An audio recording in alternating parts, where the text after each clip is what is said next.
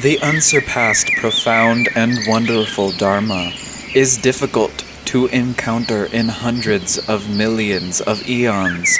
I now see and hear it, receive and uphold it, and I vow to fathom the Tathagata's true meaning. May all mother sentient beings, limitless as space, have happiness and the causes of happiness. May they be free of suffering and the causes of suffering. May they not be separate from the sacred happiness that is free of sorrow. May they rest in equanimity, free of attachment and aversion.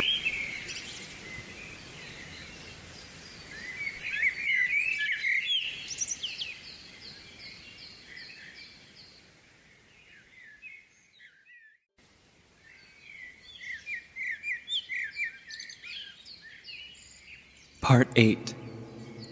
Emergence into life through the truth. If there is no attainment and no preaching, there is a fear of sinking into voidness. All the Buddhas emerge from this sutra, so it follows up with a section on emergence into life through the truth. Subhuti, what do you think? If someone filled a billion-world universe with precious substances and used this to give in charity, would this person gain many blessings? Subhuti said, very many, world-honored one. Why? These blessings are not of the nature of blessing. Therefore, the realized one says the blessings are many. Although the blessings of giving away a universe of treasures in charity may be many, there is no benefit in respect to essential nature. To cultivate conduct in accord with Mahaprajna Paramita, great perfection of wisdom, causing your own essential nature not to fall into any existences, is what is called the nature of blessing. If you have subject and object in mind, then it is not of the nature of blessing. When consciousness of subject and object vanishes, this is called the nature of blessing. If anyone accepts and holds the equivalent of even a 4-line verse from this sutra and tells it to others, the blessing in that exceeds the aforementioned. The overall meanings in the whole canon are all in 4-line verses. How do we know this is so? By the eulogies in the sutra, the 4-line verse is Mahaprajna Paramita. Mahaprajna is the mother of all Buddhas, the Buddhas of past, present, and future. All put this sutra into practice in order to realize Buddhahood. The Prajna Heart Sutra says, the Buddhas of past, present, and future realize unexcelled, complete, perfect enlightenment by Prajna Paramita. Learning from a teacher is called accepting. Understanding the meaning and putting it into practice is called holding. Understanding for oneself and acting on it oneself is self-help. Explaining to people is helping others. The merit in this is so great, it has no bounds. Why? Subhuti, all the Buddhas and the state of unexcelled, complete, perfect enlightenment of the Buddha come from this sutra. This sutra does not refer to this particular text. The essential point is to reveal the Buddha nature, bringing function forth from substance, for subtle benefit without end. Prajna is wisdom. The practical efficacy of insight is expedient means. The function of wisdom is certainty. Insight and wisdom characterize the mind that is aware at all times. All the Buddhas and the state of unexcelled, complete, perfect enlightenment of the Buddhas come from this awareness. So it is said they come from this sutra. Subhuti, what is called Buddhism is not Buddhism. All verbal and literary expressions are like labels, like pointing fingers. Labels and pointers mean shadows and echoes. You obtain a commodity by its label.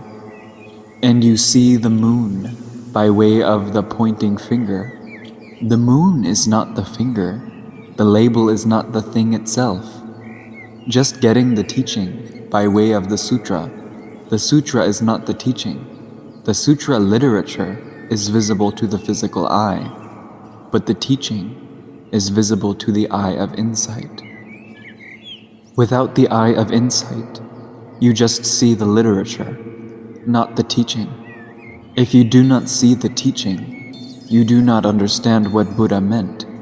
If you do not understand what Buddha meant, then reciting sutras won't produce Buddhahood. Part 9. Oneness without forms. Even though there are 4 states of realization, their forms are originally non-dual. Therefore, the sutra follows up with a section on oneness without forms. Subhuti, what do you think? Can a stream enterer think, I have attained the fruition of stream entering? Subhuti said, No, world-honored one. Stream enterers go against the stream of birth and death, unaffected by objects of the 6 senses. They are wholly devoted to cultivation of uncontaminated practices, getting coarse afflictions not to occur. They certainly do not take on inhuman personalities like maniacs, beasts, or monsters. This is called the fruition of stream entering. If you understand formless truth, you have no sense of attaining fruition. If there is the slightest consciousness of attaining fruition, then it is not called stream entering. That is why Subhuti says, no. Why? A stream enterer is called one who enters the stream, yet does not enter anything.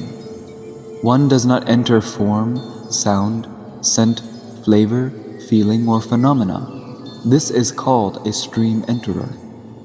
The stream means the streams of sagehood. Stream enterers detach from coarse affliction, and thereby gain entry into the stream of sagehood without having entered into anything, without having any consciousness of attaining fruition. Stream entering is the first fruition of practice.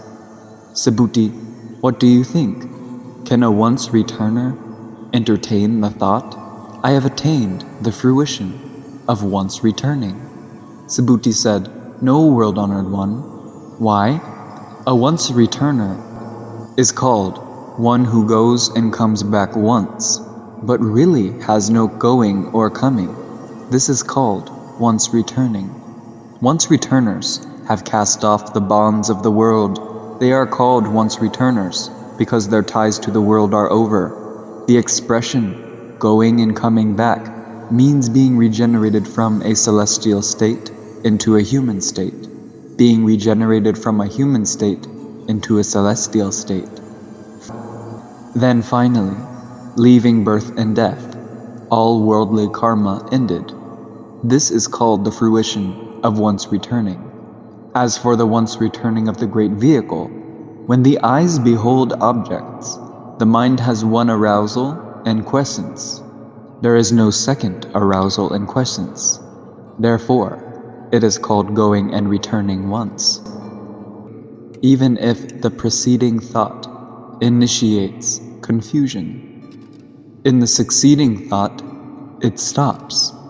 Even if the preceding thought has attachment, the succeeding thought is detached.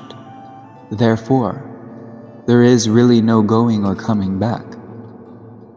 Subhuti, what do you think? Can a non-returner entertain the thought, I have attained the fruition of non-return?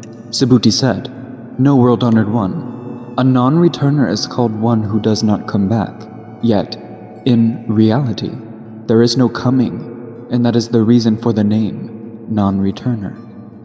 Non-returning is also called leaving desire. Those who have left desire do not see any desirable objects outside, and do not have any desirousness to act upon inside. They certainly do not take on life in the realm of desire, so they are referred to as not coming back. Yet, in reality, there is no coming, so they are also called non-returners. Since the habit of desirousness is forever ended, they definitely do not come back and undergo rebirth, therefore they are called non-returners. Subhuti, what do you think? Can a saint entertain the thought, I have attained sainthood? Subhuti said, No, world-honored one. When all contaminations are ended, and there are no further afflictions, one is called an arhat, or saint. Saints do not contend with anyone, their afflictions eternally ended, if they entertained the notion of having attained fruition. This would be contentious. Why? There is no state called sainthood. World-honored one, if saints were to entertain the notion, I have attained sainthood, that would be fixation on self, person, being, and a liver of life. The Sanskrit word arhat, for saint, means no contention. They have no afflictions to cut off, no greed or anger to divorce. Essential nature has neither obstreperousness nor docility. Minds and objects are both empty, inside and outside, are always silent. If one had a notion of having attained fruition, one would be the same as an ordinary mortal. So Subhuti says, no. World-honored one, you say I have attained absorption in non-contention better than anyone else, and I am the saint most detached from desire.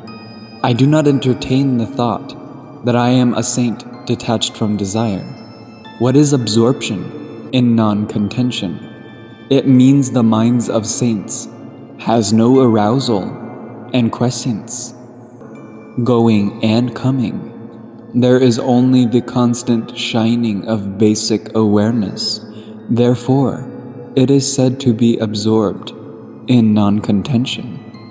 The Sanskrit word for absorption, samadhi, means accurate reception and accurate perception. Detachment from the 96 kinds of false view is called correct perception. In space, there is still contention between light and dark. In human nature, there is contention between falsehood and truth. If every thought is always true, and there is no false consciousness, even for a moment of thought, this is absorption in non-contention. One who cultivates this absorption is the best of human beings. If there is any contentiousness of attaining fruition, then it is not called absorption in non-contention. World-honored one, if I were to entertain the thought that I have attained sainthood, then the world-honored one would not say, Subhuti likes to frequent the wilderness. It is because Subhuti really frequents no thing that it is said Subhuti likes to frequent the wilderness. Wilderness means non-contentious behavior. Non-contention is pure conduct. Pure conduct is for removal of consciousness of attainment. If you retain consciousness of attainment, this is contentiousness. Contentiousness is not the path of purity. Always having no sense of attainment is non-contentious conduct. Part 10. Adorning a Pure Land. The emergence of the pure mind is the pure land. The forms of adornment are not adornment. Therefore, the sutra follows up with a section on adorning a pure land. The Buddha said to Subhuti, what do you think? When the realized one was with Dipankara Buddha in the past, did he gain anything in the way of truth? No, world-honored one. The realized one really did not gain anything in the way of truth from Dipankara Buddha. The Buddha posed this question, lest Subhuti have any consciousness of attainment. In order to dispel this doubt, Subhuti knew that truth is not something to be gained. So he said to Buddha, no. Dipankara Buddha was the teacher who gave Shakyamuni Buddha direction. So Buddha asked Subhuti, was there anything for me to gain from a teacher? Subhuti considered the truth to need pointing out by a guide, but really not an object of attainment. Just realize the original purity of your own nature, the original freedom from mundane toils. So it is calm and natural. Then you will spontaneously realize Buddhahood. It should be known that the World-Honored One actually did not gain anything of truth from Dipangara Buddha. It is like the shining of sunlight. It is boundless, yet cannot be grasped. Subhuti, what do you think? Do bodhisattvas adorn Buddha lands? No, World-Honored One. Why? Adorning Buddha lands is not an adornment. This is called adornment. There are three kinds of adornment: concrete and abstract. First is adornment of the Buddha land of the world. This means building sanctuaries, copying sutras, practicing charity, and giving alms. Second is adornment of the Buddha land of sight, which means acting with respect toward all beings in sight. Third is adornment of the mental Buddha land. When the mind is pure, the Buddha land is pure. This means always working with the Buddha mind in every moment of thought. Therefore, Subhuti, Bodhisattva Mahasattvas should generate a pure mind. Thus, they should not activate the mind dwelling on form. They should not activate the mind dwelling on sound, scent, flavor, feeling, or phenomena. They should activate the mind without dwelling on anything. Practitioners should not discuss others' right or wrong, or claim their own ability and understanding while slighting those who have not studied. This is not a pure mind. When your intrinsic nature always produces insightful wisdom, you act with an impartial, kind, and compassionate mind, and respect all people. This is the pure mind of a practitioner. If you do not purify your own mind, but get obsessed with a pure state, your mind dwells on something. This is attachment to the image of a phenomenon. If you fixate on forms when you see forms, and activate your mind dwelling on form, then you are a deluded person. If you are detached from forms, even as you see forms, and activate mind without dwelling on forms, then you are an enlightened person. When you activate the mind, dwelling on forms, it is like clouds covering the sky. When you activate the mind without dwelling on forms, it is like the sky without clouds, sun and moon always shining. Activating the mind dwelling on form is errant thought. Activating the mind without dwelling on form is true wisdom. When errant thoughts arise, there is darkness. When true wisdom shines, there is light. In the light, afflictions do not occur. In the dark, objects of the six senses insistently arise. Subhuti, suppose a person had a body as big as the polar mountain. Do you think this body would be large? Subhuti said, "Very large, World-Honored One." Why? The incorporeal spoken of by the Buddha is called a large body. Even if the physical body is large, if the capacity of the inner mind is small, it is not called a large body. When the capacity of the inner mind is as vast as space, then it is called a large body. Even if the physical body is as big as the polar mountain, that does not make it large. Part 11. The superiority of uncreated blessings. Created blessings are limited.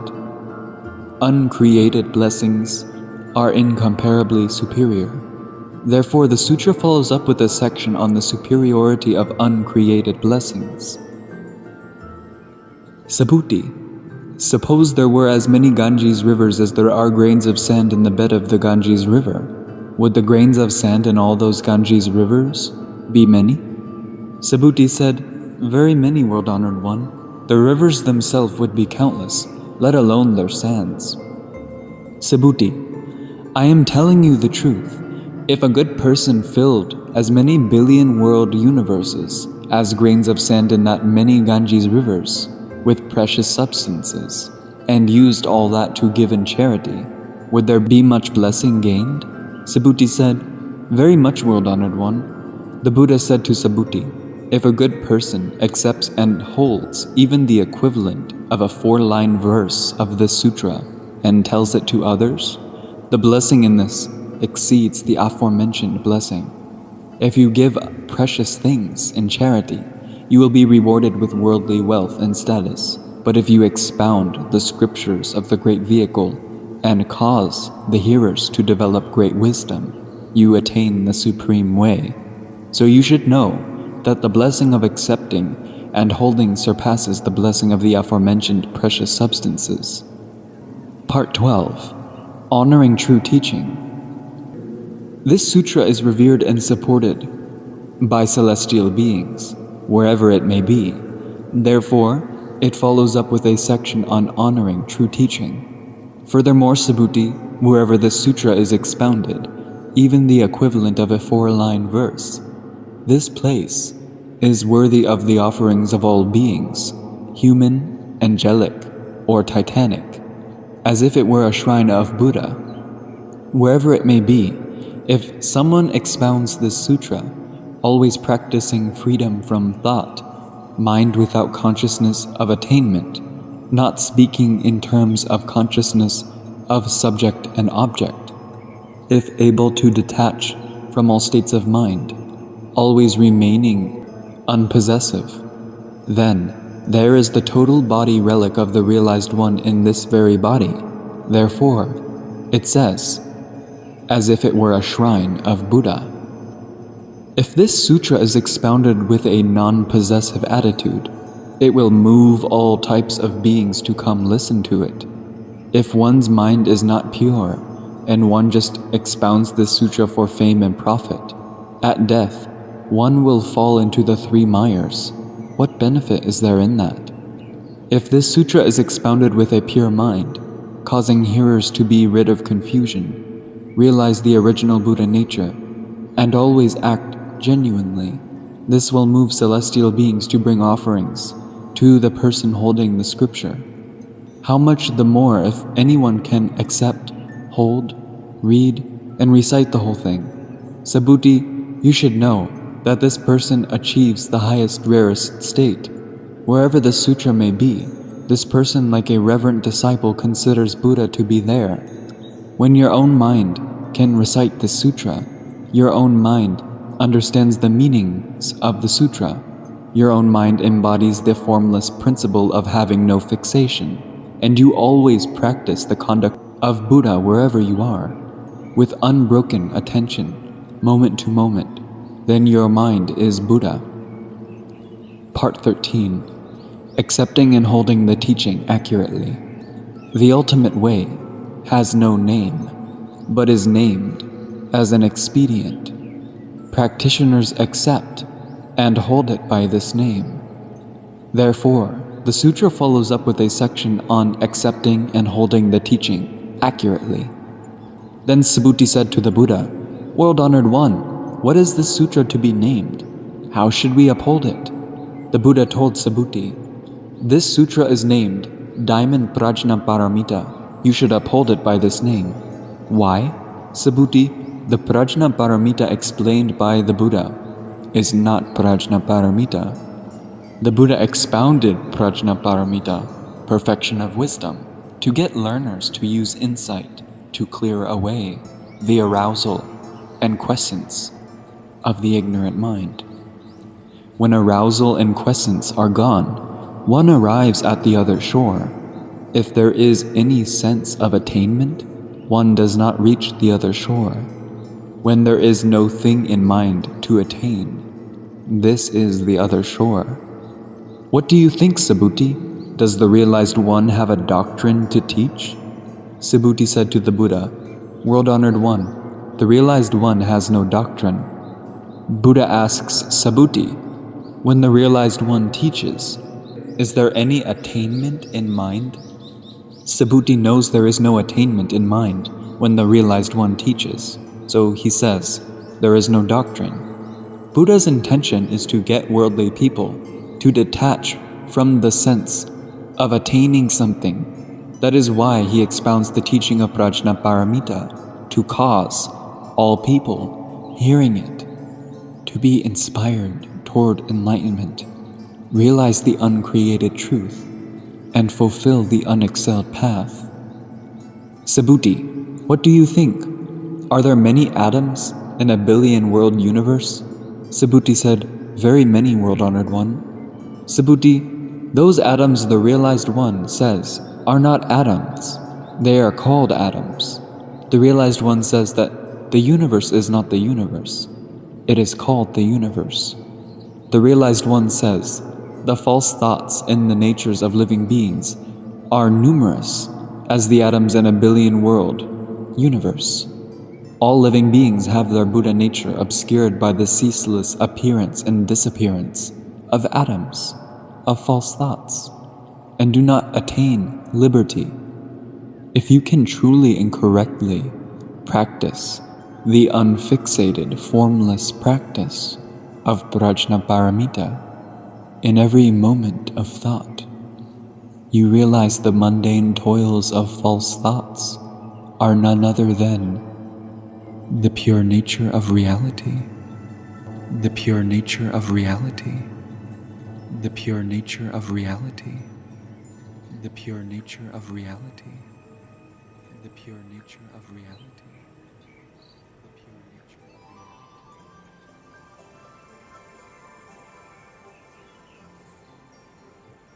Since false thoughts are non-existent, they are not atoms.